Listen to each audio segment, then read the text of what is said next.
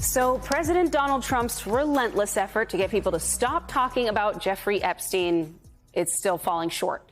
In a surprising development, Trump's own Commerce Secretary, Howard Lutnick, made some bombshell comments this week about the convicted sex criminal, who at one point was his neighbor.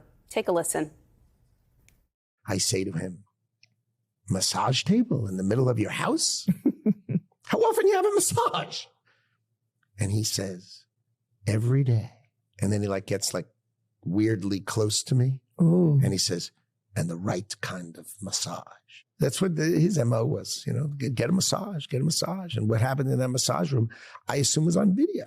This guy was the greatest blackmailer ever. Blackmailed people. That's how he had money. Oh, man. Unsettling. Oh, man. Democratic Congresswoman Jasmine Crockett of Texas. She's still here with us. Congresswoman, what are the next steps after you hear all of these details? Are lawmakers going to get Lutnick right in front of them? Absolutely, I hope so. And frankly, I wouldn't even want to bring him before the full committee. We get 5 minutes, and typically people take those 5 minutes to kind of put on their show. I actually would want a transcribed interview or a deposition, which we have done a number of those. Recently, we did a transcribed interview of Alex Acosta, and we would really need to dig in. I mean, this is someone who basically says that he knew that he was a pedo or something strange was going on, and he lived next door to him. And so it would be very good to get information out of him, find out what types of documents, if any, he has, meaning if he had any camera footage and that kind of stuff, and if it is archived somewhere so that we can see who was coming and going and hopefully be able to do the investigation that seemingly the Department of Justice either did not do or they've just refused to turn over the rest of the files, because I will remind the American people that a subcommittee on oversight did send lawful subpoenas over, and the Department of Justice, well, they basically have shut down and have stopped giving us stuff. And when Kash Patel came before our committee, Judiciary Committee, he basically was kind of tiptoeing around it and saying, well, we're only going to give you those things that we can lawfully give you. And it's well, you got a lawful subpoena, honey. So if there is a question about whether or not something should be divulged, then maybe we should go to court.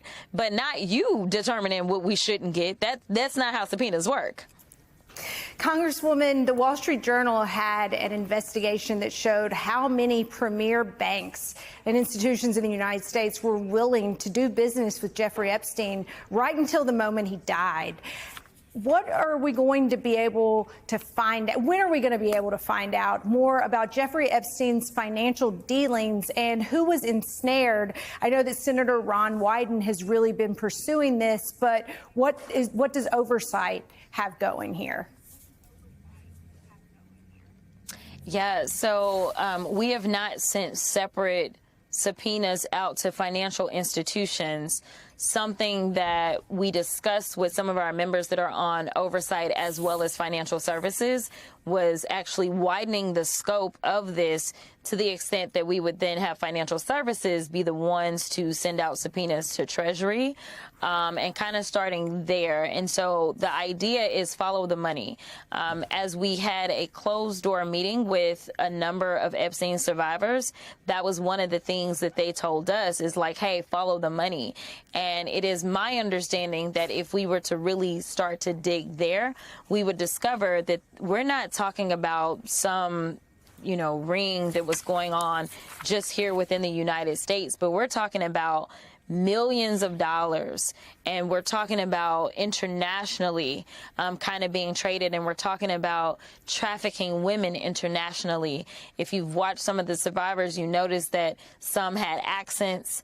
Many of these women went into different modeling agencies, and they weren't modeling agencies, they were fronts. So there is a lot to kind of unravel, not to mention it was made clear that he was consistently setting up kind of these sham businesses, and he was just running girls through them.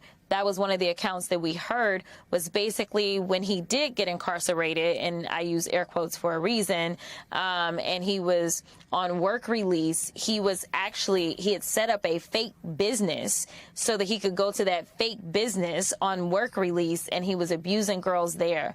So there's still just so much that we really need to dig into, and I don't think that there was ever a thorough investigation. And if there was, they absolutely are refusing to give us the information that they have.